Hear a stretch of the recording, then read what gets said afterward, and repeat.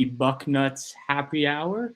We are here on Thursday, May 11th, recording this. It's really starting to feel like the off season when we're talking Ohio State football. So, coming up with some different ideas, things to talk about.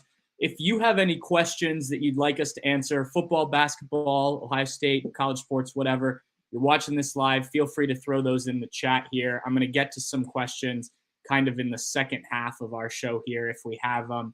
But feel free to throw them in the chat. I'll mention that throughout. But the main focus we're going to talk about today is Ohio State and the transfer portal. And the Buckeyes have long been kind of one of the teams that hasn't hit on the transfer portal nearly as much as some other ones, but that has changed this offseason. And bring in Chris Hummer here, 247 Sports college football writer.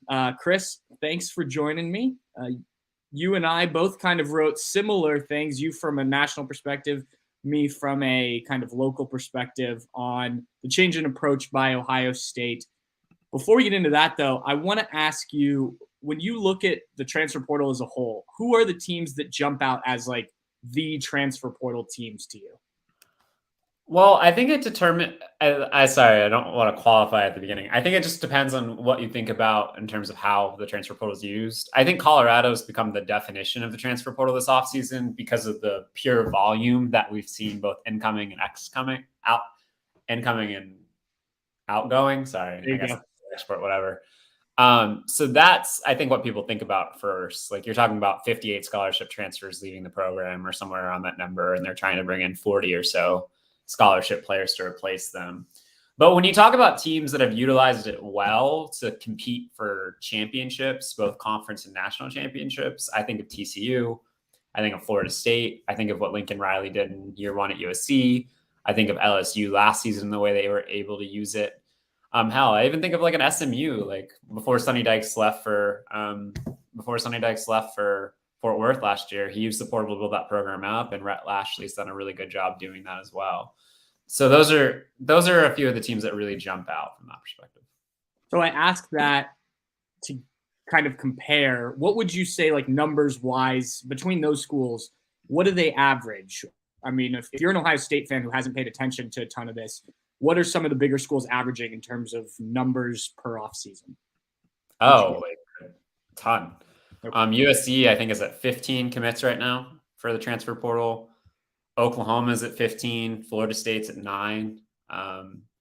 UCLA, another team that I think is really up front in the portals, at 14. Ole Miss, another team that's quite up there. We saw them last season parlay that into a pretty successful 2022, is at 18. Oregon's at 10. So you're seeing a lot of these programs. I would separate them into different categories, like outside of Florida State and maybe even including Florida State. They're not like the top tier contender like we would talk about with like an Ohio State or Georgia and Alabama.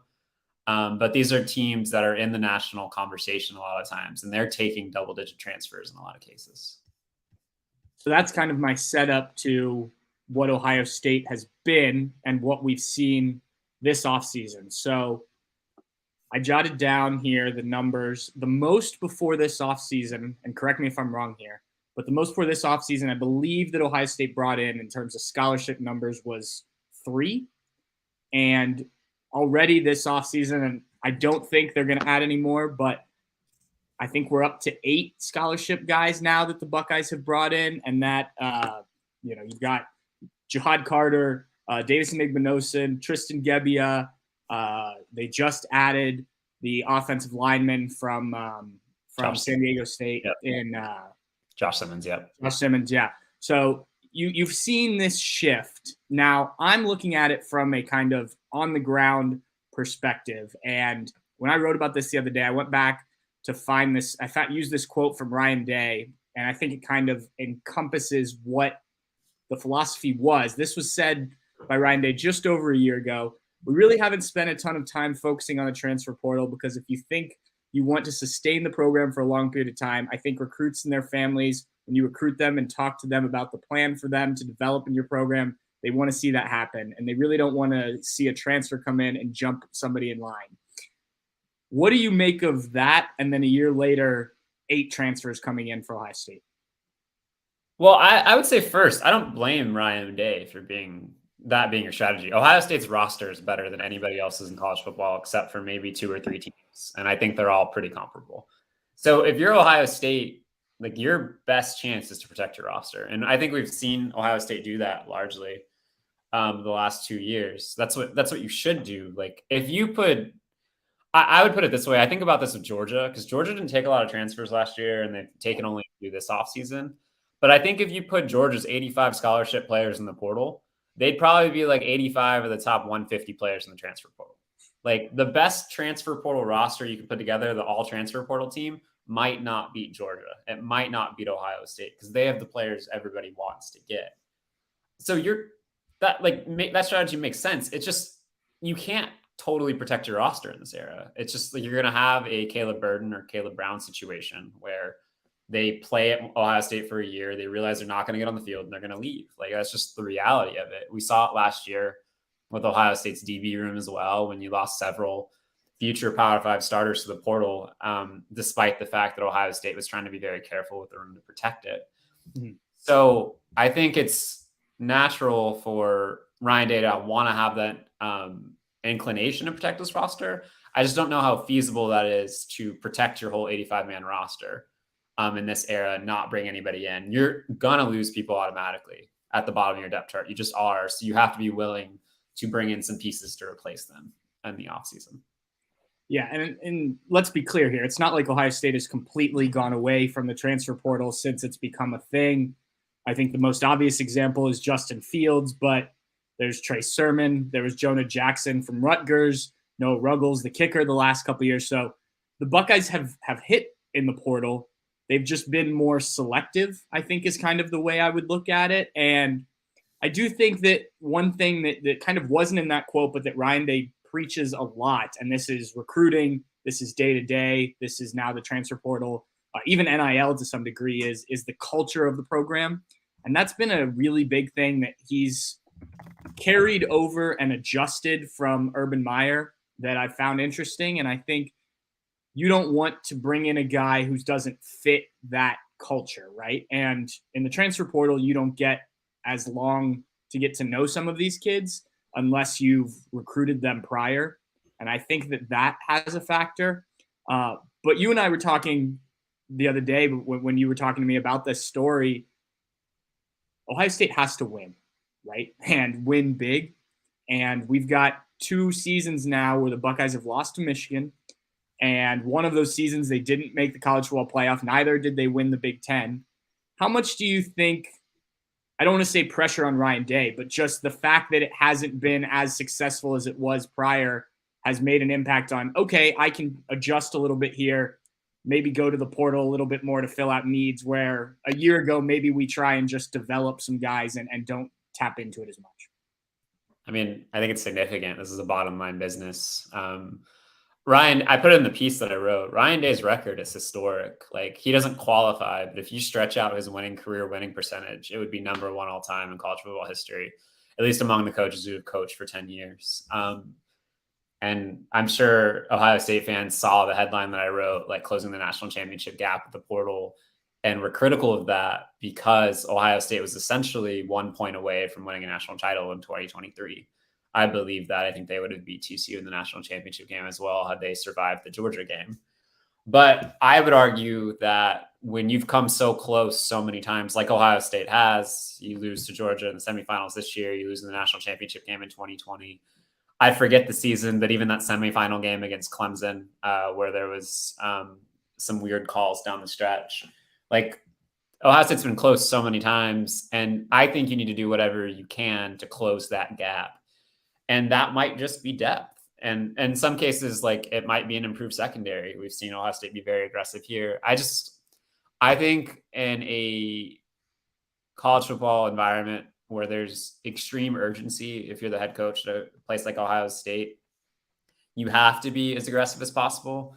We've seen Kirby Smart add multiple players in the transfer portal this offseason. He has as good a roster as anybody in college football.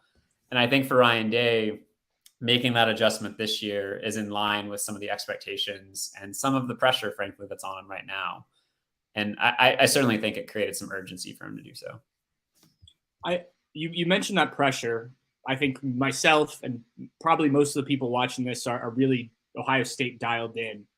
From a national perspective, do you think that there's more pressure? I mean, you do make the playoffs, so that helps, and you obviously play well if you're Ohio State. But do you get the sense, when not outside of Columbus, Ohio, that there's the sense that there is some pressure on him to deliver a little bit more? Personally, I think the narrative that's surrounded Ryan Day over the last year is kind of ridiculous. Like he's won at a rate that very few head coaches have, but at the same time, like he hasn't beaten Michigan since 2019. Like, right? Like that's the standard at Ohio State. He hasn't won a national title yet. That's what people like Jim Tressel and Urban Meyer, and others did before him. I'm sorry, I don't want to slip up on the coaching news in the past there, getting my rivalries confused. But yeah, I mean that's the expectation. So I think like just not only like just from 30,000 feet, like talking to other coaches in the industry, like you can see how the Ohio State fan base has reacted in a lot of ways to the results the last couple of years. And I think a lot of that's unfair for Ryan Day, but I think it's certainly fair to say there's pressure on him. I don't think Ohio State's going to fire him next week or anything like that. But like he has arguably the best job in college football. I think if you just take away the names of the head coaches at the schools and like recent history, if you think about resources, path to a championship, investment, Ohio State has as good as argument as anybody to be the best job in college football. And when you have that role, there are certainly some increased expectations when you don't win quickly. Yeah. Again, we're talking to Chris Hummer, 247 Sports national writer, and he does a lot of stuff with the transfer portal. And so we're discussing the Buckeyes and kind of their change in philosophy this offseason. Again, if you have any questions, Ohio State transfer portal, Ohio State anything, throw them in the chat. We'll get to some of those later on. Chris, you and I were talking before about sort of that pressure, but also Ryan Day came into this job in a different way than a lot of coaches do. He'd been an assistant in the NFL, been an assistant in Ohio State, but it's not like he was a head coach somewhere else and then came to Ohio State. This is his first head coaching job. You mentioned his record, but learning on the job, especially with all the changes that have happened in college football over the last few years, how difficult do you think that is for a guy who, yet Kirby Smart, I guess, is a similar comparison, but he was working directly under the best to ever do it. How difficult do you think that is with kind of everything that's gone, throw COVID in there for a guy like Ryan Day?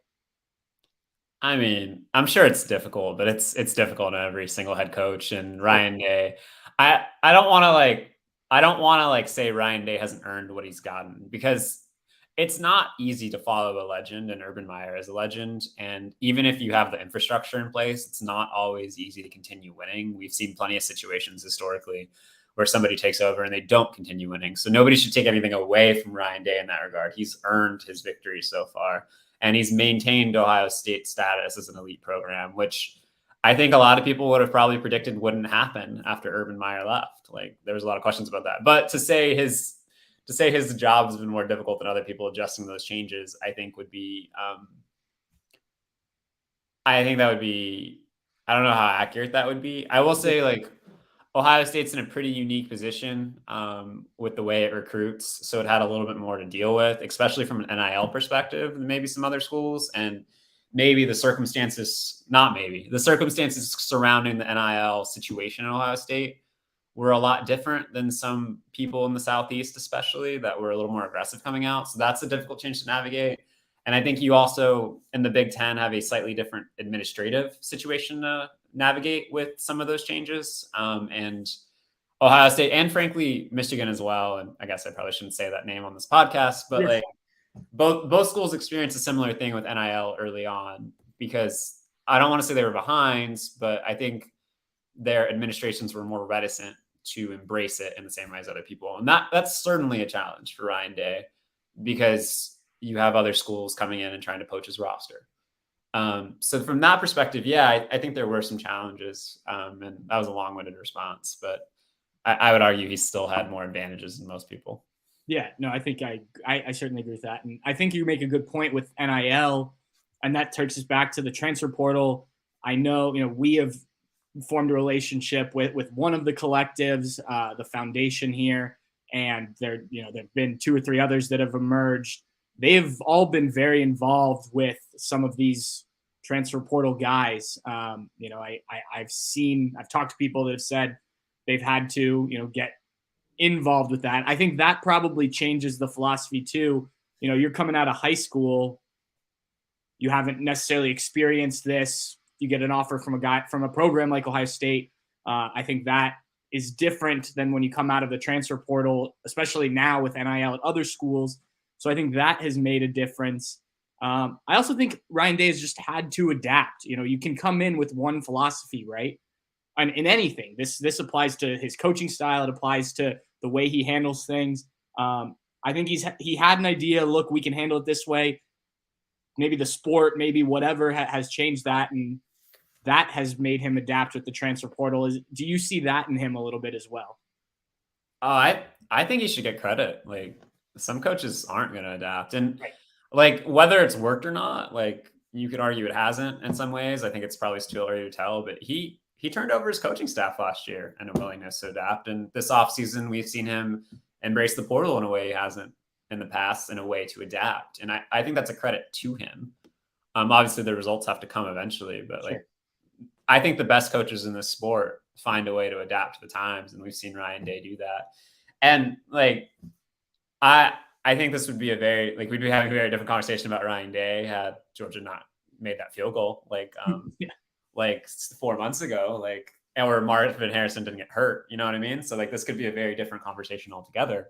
But I think given the circumstances, Ryan Day's been pretty nimble. I think maybe if you're Ohio State, you would have maybe liked to be a little bit more aggressive in the first transfer portal window to shore up some potential needs at offensive tackle. If you're talking about things that you might have changed, but they clearly went after the secondary. I think they added two of the best secondary pieces in the transfer market, and the secondary, which was a problem in 2022, is going to be better for it in 2023. And that's just one of the small ways you've seen them adapt. They maybe didn't add enough pieces last offseason in the secondary that they needed to, and it cost them in 2022. And that was clearly a point of emphasis in 2023. Yeah, I think it's interesting because, as you said, results-based business. You look at the roster, and I still think Ohio State will be – I don't think Ohio State's going to ever jump into the mix of some of those teams you mentioned off the top. But 8 new players is definitely more than I expected, and not all of them are necessarily guys that are going to come in and start right away. I mean, you've got a quarterback in Tristan Gebbia who admitted while he's here to play, he's also here to learn because he wants to be an assistant coach at some point. So he's not really in the competition for a quarterback, but that does add some interesting depth there of a guy who's played some football, right? So it's not always, USC last year brought in a ton of guys that played right away. You can use it in a different way to add depth or to add guys down the line, right? Yeah, absolutely. And I mean, I think I'm looking at their class right now, and the large majority of those players have multiple years of eligibility left. Yeah. So, and I mean, like along the offensive line, for example, like Josh Simmons and Victor Cutler are both starters from the G5 level. I don't know if either one of them is going to come in right away and start, but Right. like what they do is make your 2 deep better. And I think talking to a player personnel person at a Power 5 school that's been very successful in the portal, their philosophy, they told me once, was if they can make your 2 deep better, you take them. And that's true at Ohio State too. Like those 2 players make your 2 deep better. And if things get weird halfway through the season, now Ohio State has a swing tackle and an interior lineman that can play and who have experienced snaps. And you could say the same thing about Tywan Malone. Like I don't expect Tywan Malone to come in and start for Ohio State, but he has experienced depth and somebody with multiple years of eligibility and a ceiling that maybe under Ohio State's coaching that you could still potentially explore. So you could say the same thing about Lorenzo Styles as he switches to playing defense. Like there are names in the portal that might not help you tomorrow, but they could help you during the season if somebody gets hurt. And additionally, they could help you long-term. So I think that makes a lot of sense. Yeah, certainly. And again, a shift in approach. Before, like I mentioned, it was mostly the Justin Fields, the Trey Sermons that Ohio State brought in, guys that they needed somebody right away. And now I think you're adapting. I'm honestly a little surprised that Ryan Day wasn't more interested in the transfer portal, given his NFL background and free agency and stuff like that. And he still references a lot of that. Let me ask you this, just to kind of get you out of here. When you look at the impact that the transfer portal has made across the sport, how you mentioned some of the top dogs in terms of Georgia and Ohio State haven't done it, but how much has it changed what various schools can do, how quickly you can reload, things like that for all sports that even when we're not talking Ohio State that hasn't gotten as involved? It's completely like in the last 5 years, the sport has completely changed in terms of how you think about roster construction. Colorado is currently at 44 transfer commits.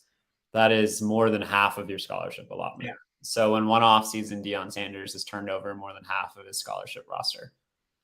You couldn't do that 3 years ago. It's not just because of the transfer portal. It's also because the 25 player initial counter rule has been lifted. But like, you don't really have to wait anymore if you're a new head coach. Like you have the ability to turn over your roster and your image as quickly as possible. You sign less high school players than ever. If I was Ohio State, I'd still keep signing high school players because you get better high school players than everybody else for the most part. And those are the players that when they enter the portal, teams are going to still want. But if you're Auburn and you're not recruiting as well as the other SEC teams and you have a new head coach, you can take 16 transfers in the same offseason and turn over your roster. So I think it's completely changed the way schools look at roster construction. It's completely changed the way high school recruiting works in a way too, because there's less offers and less spots. And it's changed college scouting departments. Like Ohio State has a full-time college transfer portal scout, like an advanced scout whose one job basically is to look at other people's rosters. So when the transfer portal season comes open, if Ohio State sees somebody that they think would be a fit, they've already done the eval portion of that.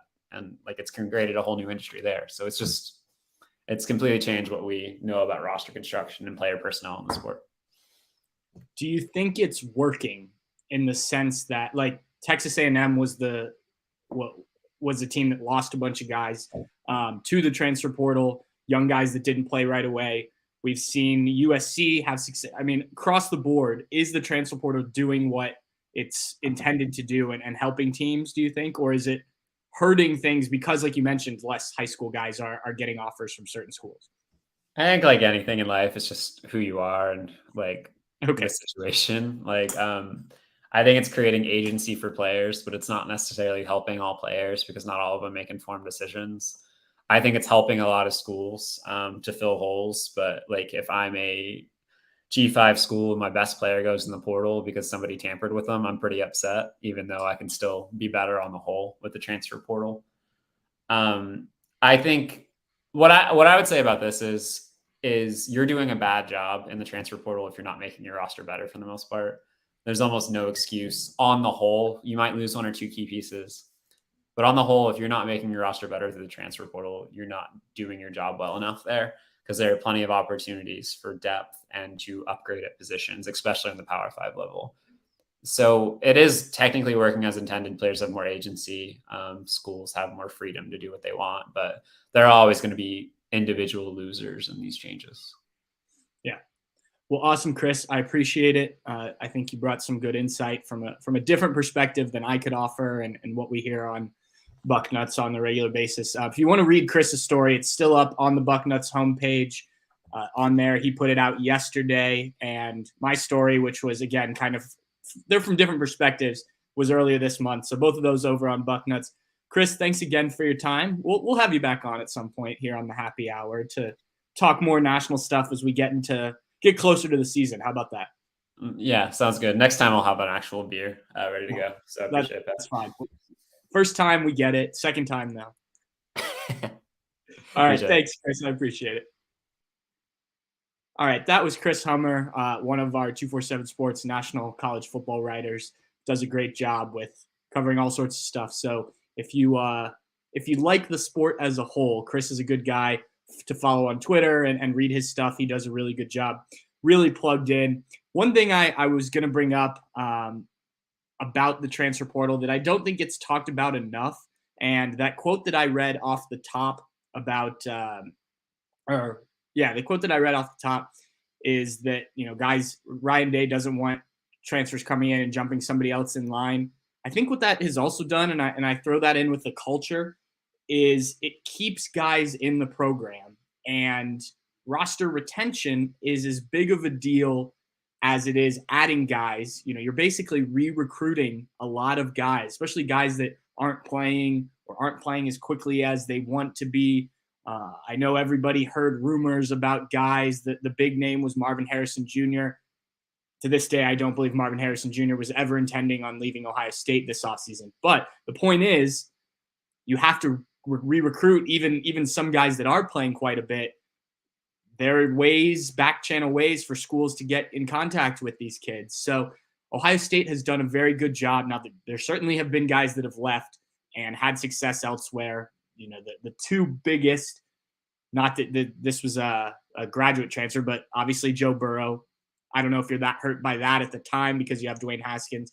And then Jamison Williams, who obviously went to Alabama. Both those guys go on to play for national titles at different SEC schools. But for the most part, Ohio State, if you go and look at the numbers of even some of the big programs, guys leaving the program, they've done a good job of keeping this roster together. The guys that they specifically know they need and want are getting taken care of. They do a great job with that. And, I think that's as important as the guys that you add out of the transfer portal, and something we probably don't talk enough about. And actually right now it's probably hindering Ohio State a little bit how good they are at that, because the Buckeyes, because of the 8 guys they've added from the transfer portal, are over the scholarship limit, and they have time to get that sorted out. Things will happen. Guys will enter the portal. There may be some injuries that happen that guys have to take medical red shirts. Those things tend to work themselves out all right. But other schools, I think you would see more guys having left, and maybe you're not in this situation. So there's certainly more good to being able to retain the guys on your roster. But also, when you're over the scholarship limit and guys don't want to leave, it does create a bit of an issue. So something that they will certainly navigate. If you have any questions, whether it be transfer portal, Ohio State, we've had a couple in there. Throw them into the chat if you're watching this live. I will try and get to some of those at the end. I did want to, while we're on the topic of transfer portal, I did want to discuss the guys that have committed to Ohio State from the portal, and kind of go through and give my thoughts on how these guys may fit into this team. We've discussed some of them already through spring practice and whatnot, actually a number of them, but kind of projecting where they'll end up, what we see out of them. And I'm going to just go in the order in which they're ranked on the 247 page, and not necessarily the order they committed or anything. But I'll start with Tywone Malone, the defensive lineman who is now just recently committed to Ohio State this past week. He's a guy who played 2 seasons at Ole Miss, was a guy Ohio State recruited coming out of high school in New Jersey, and a guy that Larry Johnson liked quite a bit. But Malone also was a big baseball guy and played both baseball and defensive line at Ole Miss. I think if he probably had his way, it sounds like from what I've heard about him, I don't know the kid, but it sounds like baseball was kind of his first love. But football seems to be a better path to success down the road. If you look at it, the numbers aren't eye-popping from Tyrone Malone, excuse me. I was actually even a little surprised that Ohio State was interested in another defensive tackle. You've got your top 3 already in Michael Hall Jr., Tyleik Williams, and Ty Hamilton. And then Jaden McKenzie is in that mix, Hero Canoe. So it's not like that was a position of need for Ohio State. And I think this is a good first example of what we were talking about earlier, that Ohio State has shifted its focus. Before it was, we need a quarterback. Okay, let's go get Justin Fields. And maybe even you could even argue with that example, need wasn't the right word. Tate Martell was there. But Ryan Day, in his mind, thought the Buckeyes needed a quarterback. We all know how that turned out. Jonah Jackson, you need an offensive lineman. You go get him. Well, now this is a guy, it's not exactly a need. Sure, you'd love to add some depth and some experience to that defensive line, but adding a guy like that is more indicative of the shift in, as Chris was saying, you make your two deep better with a guy like that, right? So do I expect Malone to start day one? No, probably not. But will he be in that rotation in the interior of the defensive line? I think so. It would not surprise me if that four-man rotation Larry Johnson is used, because if you look at least the last 2 years, they've had four guys get at least 250 snaps on the interior of the defensive line. So I think he's in that mix with those guys I mentioned earlier. He also has 3 years of eligibility remaining. So in theory, you could lose all three of those guys, Hall, Tyreek Williams, and Ty Hamilton, after next season. And now you have a guy who has played some in the SEC, will have played some in the Big Ten, and he can step up into a bigger role. So that's kind of how I see him stepping in. I could be wrong. He could come in and work his way up the depth chart, and we'll certainly pay attention to that throughout the offseason and into preseason. But if I had to guess right now, I'd say he's a rotational guy, at least to start with Ohio State. Lorenzo Styles, a name people probably are very familiar with. His dad played at Ohio State. His brother is currently on the roster at safety. Styles was a wide receiver at Notre Dame the last 2 seasons. He caught a pass, the 54-yard, I think it was, pass against Ohio State early in the game at the Horseshoe last fall. He will not be playing wide receiver at Ohio State. He started shifting to cornerback this offseason while at Notre Dame. Went in the transfer portal a little bit late, towards the end of Notre Dame's spring practice. From my understanding and talking to our Notre Dame guys, the thought was that if he was still around, and there was some awareness by the Notre Dame staff that he may enter the portal, that he was going to play mostly cornerback in the spring game. He was trying to make that transition, but elected to make that transition to cornerback elsewhere. This is another guy that I think, like Tywone Malone, is different than what Ohio State would have taken in the past. Now, Styles is different than Malone in the fact that he has the familial connections to Ohio State. He's from just outside of Columbus. So it's a guy that you don't even take if he doesn't have those connections to the program. And you look at a guy who's converting back to corner after playing 2 years of wide receiver in college. But because of that, because they are familiar with the family, familiar with the player to some degree, I think that's a reason that you take him and you look to develop him in the secondary. Another guy who I think gives you depth at those positions. If in my mind, Denzel Burke is your obvious cornerback one, then Jordan Hancock, and we'll get to Davis Igbinosun in a little bit, are probably your top 3 there. Lorenzo Styles is going to be in the mix with some of those younger guys, despite being a little bit of an older guy, as he adjusts to that position. Now, it's a position he played in high school, so it's not like it's completely foreign to him. But I do think it will take some time, and I don't expect Lorenzo Styles to step in and be a factor right away, just given kind of the adjustment he will have to make to not only changing schools and coming back home, so to speak, but also switching positions and whatnot. Moving down the list, Josh Simmons. We mentioned him. He is the tackle Ohio State has been looking for in the portal. The tackle scenario has been well documented. I'm sure most of you are familiar with it. DeJuan Jones, Paris Johnson Jr. leave. Ohio State looked significantly for for an offensive lineman in the portal during the first window at the end of last season, beginning of the offseason. Offered, I want to say 4 scholarships, could have that number wrong, but somewhere around there. Didn't get any of them for various reasons. So you wait, you see what you've got during spring practice. You have Josh Fryer playing at left tackle. You have Zen Mikowski and Tegra Shabola mostly taking the reps, splitting the reps at right tackle. You see how those guys do. You come out of spring. The decision was that they could still use some help at that position. Now, Josh Simmons, again, and Chris brought this up too, is he a day one starter? Well, he started 12, 13 games last year at San Diego State, but that's a little bit of a different level than what you're going to see at Ohio State. Can he come in and play probably that right tackle position? There's a chance. and probably a fairly good one. I think what he has over Zen Mikowski and Tegra Shabola is that experience. He's played a season of football at the college level, something those guys can't say. They've played bits and pieces here late in games, but this is a guy who has a lot more experience. So I think you've got that going for him. He committed a decent amount of penalties last year, so that's something Ohio State's going to have to clean up if he is going to play right away.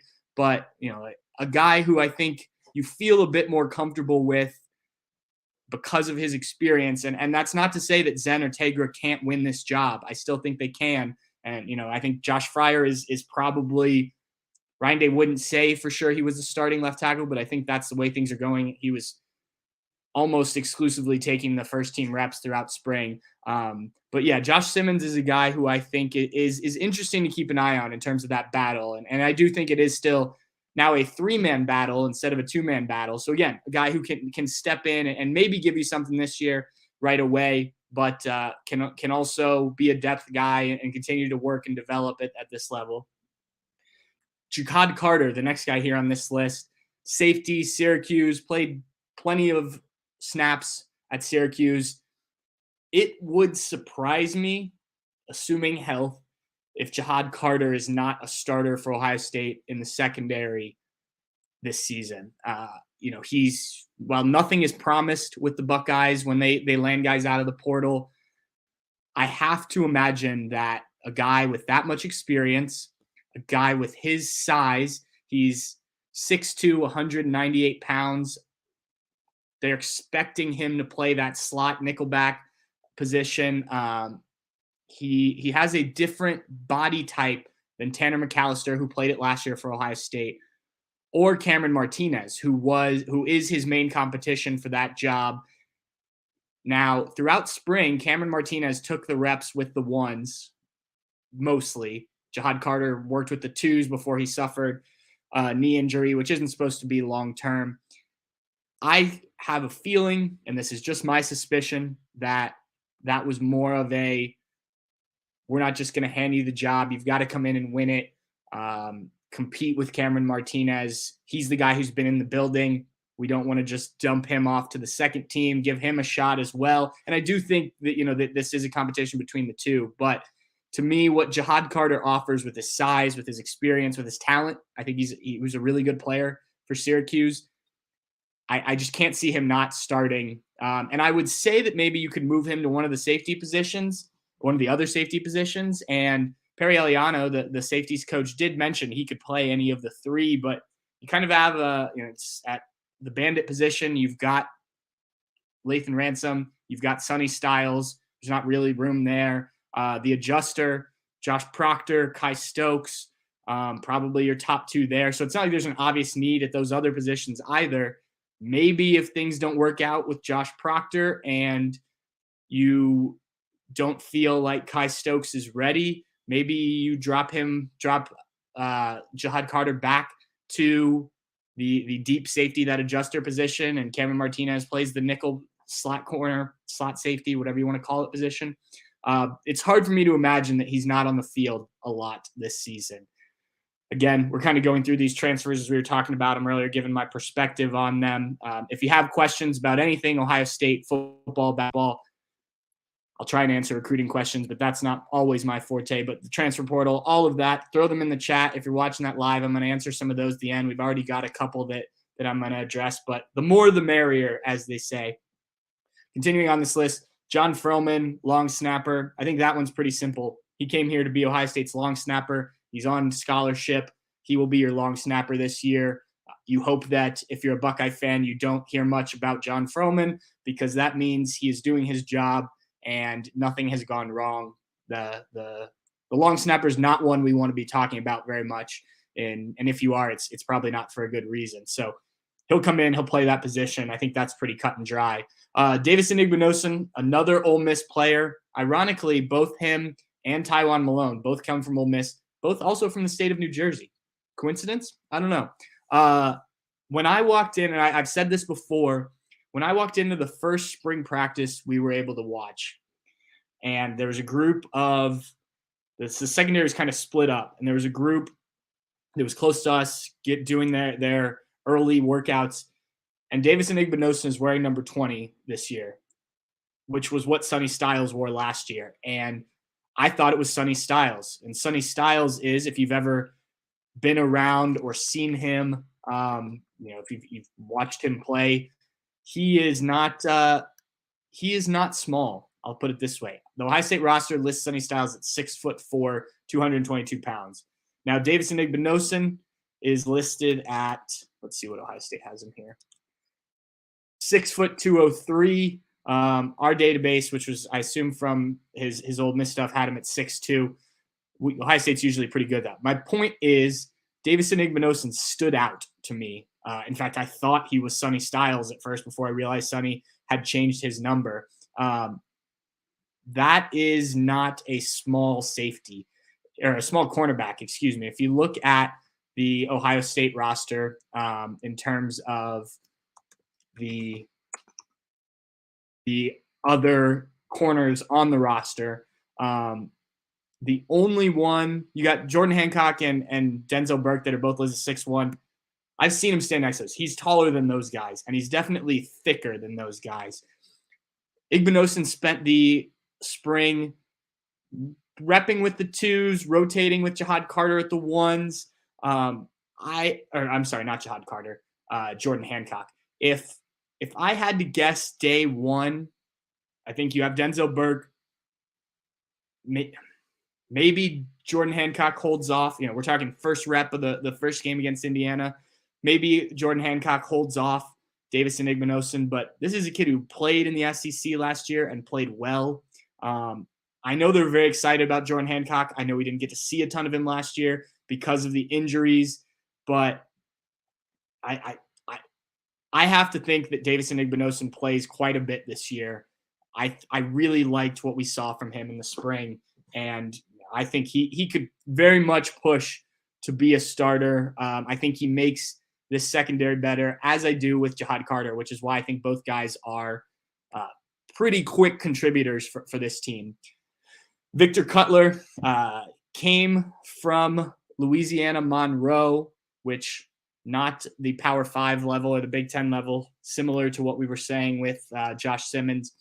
I talked with Victor Cutler during spring. I got a chance to see him at an NIL event. Really like this kid. He made a comment to me, and you can read this if you go back and search and find this story. That he has 2 years of eligibility left. He's behind a lot of other offensive linemen in terms of trying to get to the NFL. He didn't come to not play or not do everything he can to play. And he's probably said it in a nicer way than that because he's a pretty nice guy. But point being, this is a guy who expects to push to be on the field. Now, during spring practice, he was almost always with the 2s. There were some times when he repped with the 1s. Carson Hinsman was the main man at center. You're going to get Jacob James back here this summer and going into fall camp. So to me, I don't know if Victor Cutler wins that job at the center spot.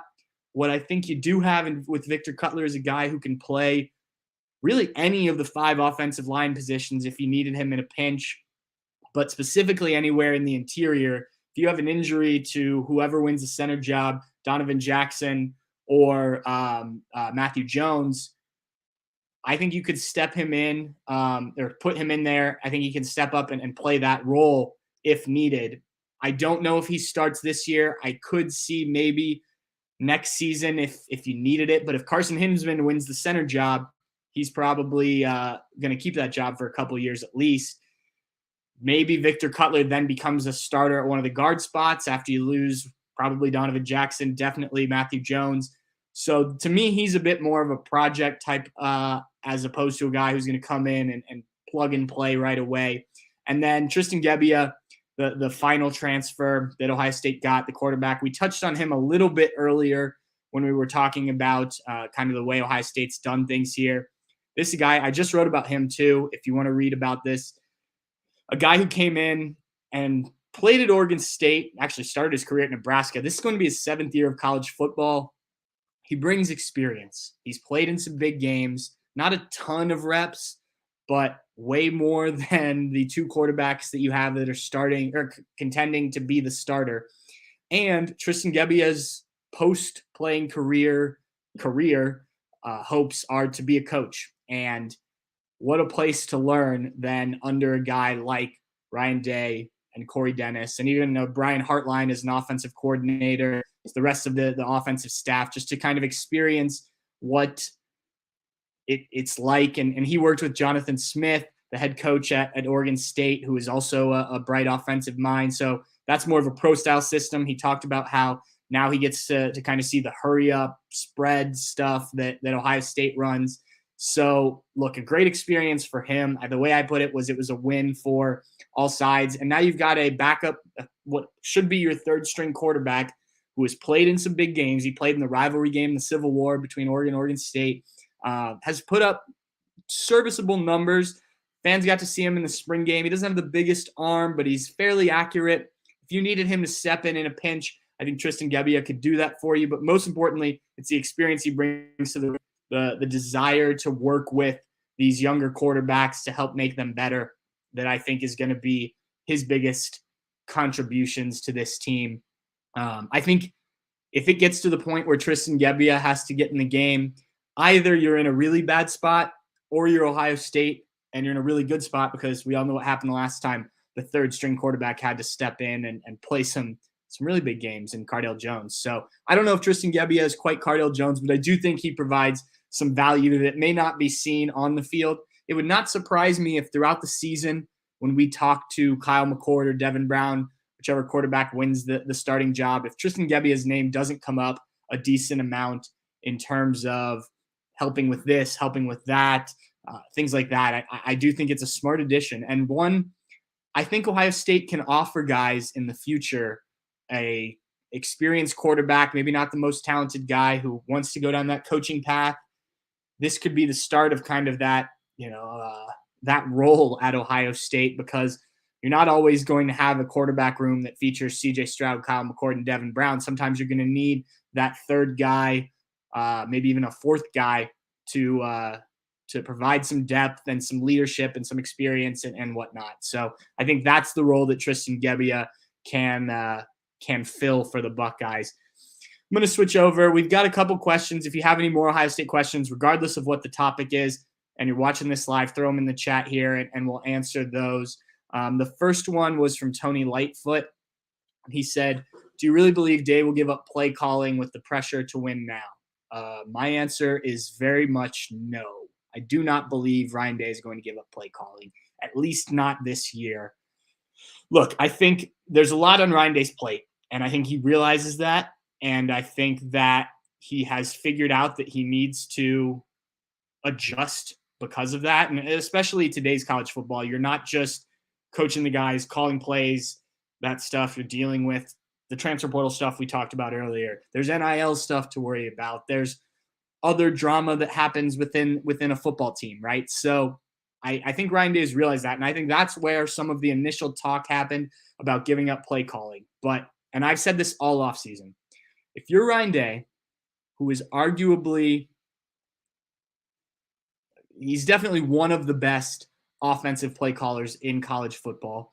There's a reason that he's been in such high demand. We hear it most off seasons about NFL teams interested in him and things like that. And we're talking head coaching jobs now. But the reason is because of what he can do, A, to develop quarterbacks, but B, his offensive play calling. You've seen it in games like the Georgia game, like the game against Clemson a few years ago. You've seen it in some of the regular season games as well. I can't imagine that if you're Ryan Day, you are going to give up your best trait, the thing that has made your football team good these last few years, so good these last few years, while the defense has struggled, to Brian Hartline in year one of being an offensive coordinator. And this is no slight to Brian Hartline at all. I think Brian Hartline as an offensive coordinator was a really good move. Not only does that help you retain Brian Hartline, but I think he's going to can develop in that role really nicely. But in year one of him being an offensive coordinator, it's not like Brian Hartline has experience as an offensive coordinator elsewhere and then just came back to Ohio State. He was the wide receivers coach, as you all know. I think that Ryan Day, for at least this next year, lets Brian Hartline, very much be involved in the process as they all are, and kind of learn it a little bit more. And maybe in a year from now, 2024, maybe that's when you pass the baton. I think that it would just be a big risk to give play calling up for this upcoming season, especially one where you're going to have a new starting quarterback. The offensive line has questions, things like that. You want to get as much right about this offense as possible, right? You assume the defense is going to jump, but you know that the offense has to be elite. And so one of the things that is elite about this offense is Ryan Day and his play calling. I don't think this is the year he gives it up. What I will say about Ryan Day's play calling is I think there needs to be that kind of aggression that you saw against Georgia, you saw against Clemson, you've seen in some other games. I think that needs to be a year-round thing. And Ryan Day is a really nice guy. I know he doesn't want to run up scores. You've seen it. I know fans have been frustrated at times that when the backups come in, they don't get to throw Kyle McCord hasn't thrown the ball very much, this, that, and the other thing. I'm not saying you need to run up scores on teams or anything like that. What I am saying is that the aggressive, the energy that Ryan Day had, and it's hard to explain before that Georgia game and during that Georgia game, you as the Buckeyes need that from week one. Actually, you need that from the preseason, throughout the season, and then into the college football playoff.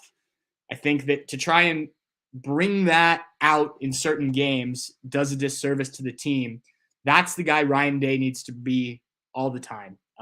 And I know you can beat a lot of these Big Ten teams, a lot of the teams on the schedule by just going out there and you don't need the juice.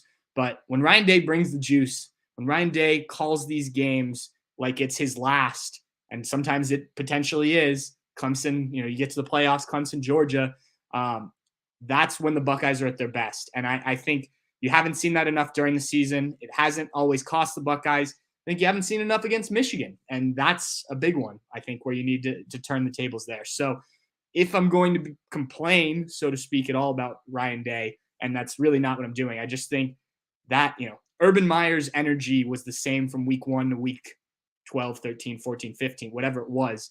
You knew what you were going to get. And like the way Ryan Day was acting before the game against Georgia, on the sidelines, and even before the team came out of the tunnel, that's the energy I think you need every game from him. He needs to be that guy all the time. But no, to answer the question from Tony, I don't think he's giving up play calling, at least this season. This is not as much of a question, but Larry Brake, we were talking about this earlier in terms of NIL and Ryan Day making adjustments. He says, good point on this being Ryan Day's first coaching job. We were watching a young coach learn from his mistakes, and I think he will grow into one of the greatest coaches in the sport.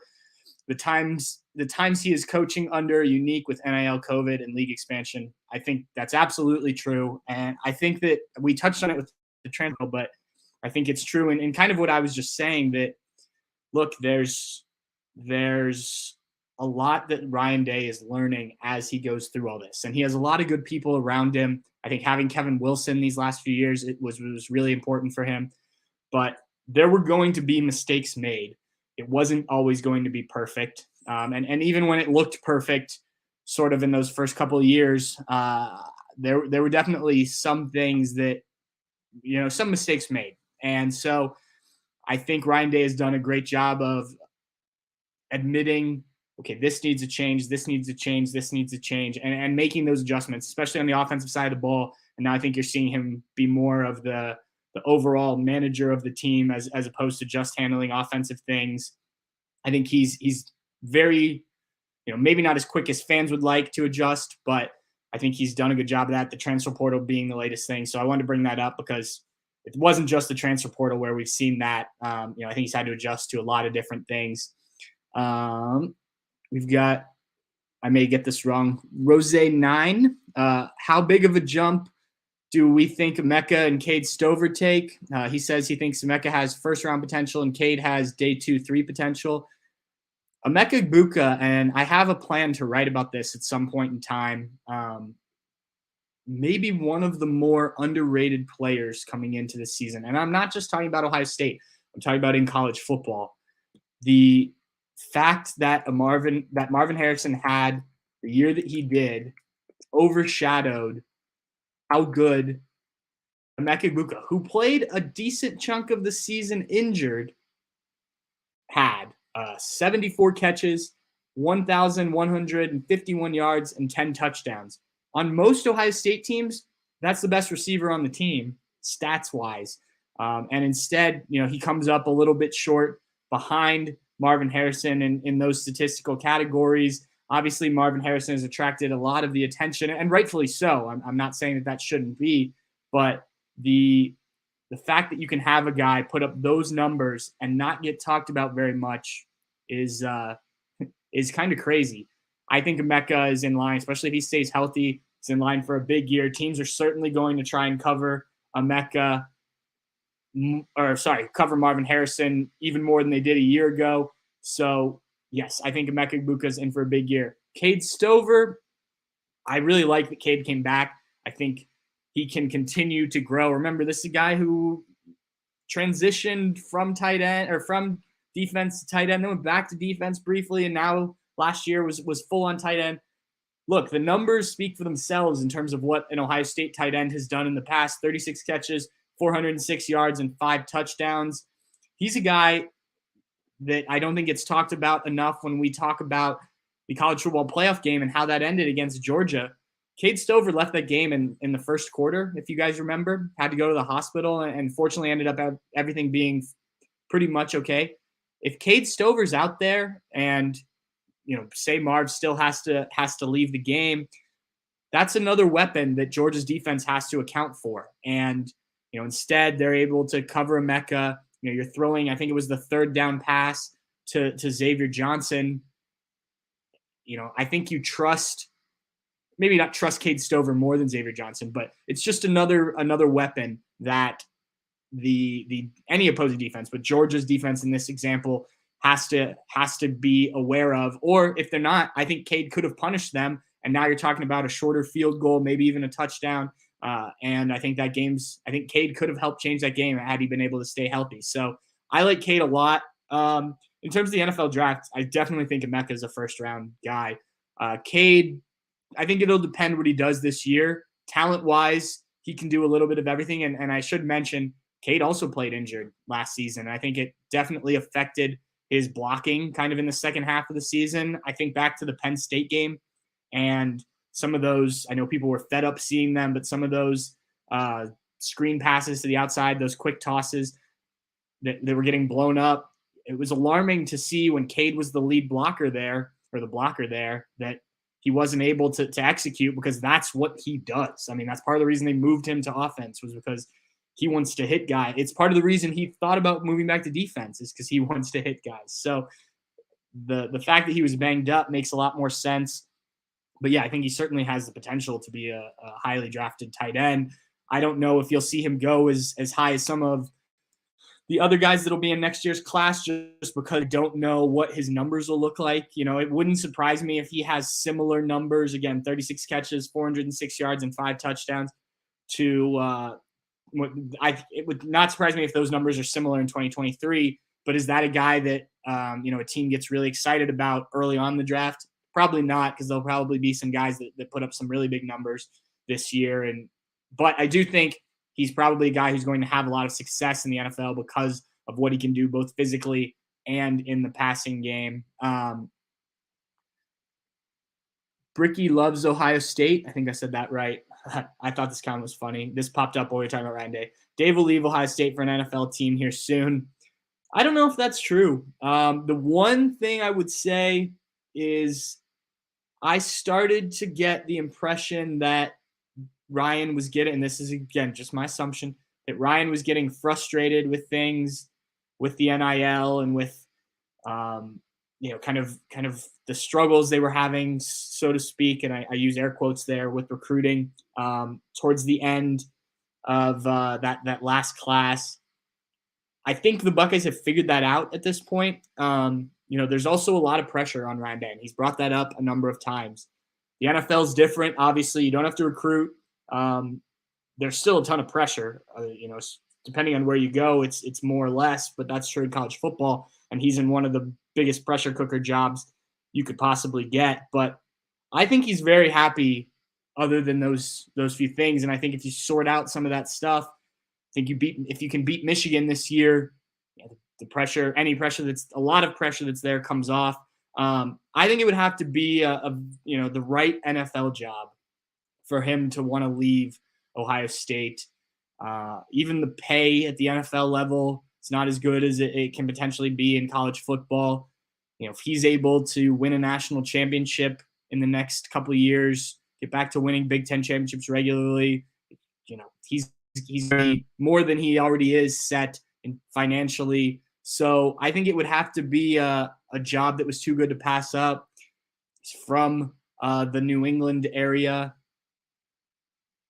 I don't know that, again, this is me connecting dots there. If Bill Belichick ever decides to retire, maybe that's a job he would be interested in. He grew up a Patriots fan. He has a story about going down to see the Patriots beat my Rams in the Super Bowl. So maybe that would be one he's interested in. But if you have it rolling at Ohio State, and Ryan Day has had it rolling prior to really these last 2 years, and even these last 2 years, I think most people would take that, most other programs. If you have it rolling at Ohio State, things are pretty good. So I'm not sure. I don't think he leaves for an NFL job here anytime soon. All right. Well, unless we see any other questions thrown in there, we're gonna wrap this one up. I wanted to hit on the transfer portal stuff because I do think it's interesting. If you missed any of our talk with Chris Hummer, who is one of 247 Sports national college football writers, earlier, we were talking about kind of the shift in focus, shift in approach Ohio State has had this past offseason in terms of the transfer portal.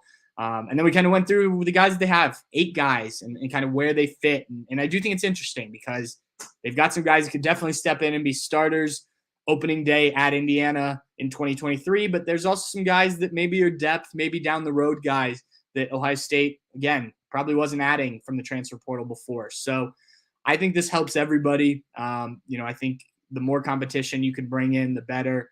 And, I understood Ryan Day's approach previously about, wanting to recruit high school kids, not wanting to rock the boat too much. But I think he's realized that there's an opportunity here and you don't want to get left behind, and taking advantage of all the opportunities you have to win. And he's got to win. That's the name of the game. So we did that. And then we answered some questions. If you missed any of it from the live show, you can certainly go back. This will be up on all the podcast feeds later today. It'll be up on our YouTube page. I mentioned some of the stories we've done recently, but check out Bucknuts. We've had tons of stuff up as we've kind of really kicked off what I consider the offseason once spring practice ends. And Steve Hellwagon, if you're a basketball recruiting guy, he's done a good job of covering some of the stuff that's been going on, some of the AAU circuit stuff. So if you're into that, we've got plenty of that as well. And we won't be stopping anytime soon. So thanks for tuning in. This was a long one. It was longer than I expected, but good stuff. Appreciate everyone who tuned in. If you're like and subscribe, YouTube, wherever you get your podcasts, all that stuff is helpful for us. And we'll be back next week, Buckeye fans. Cheers.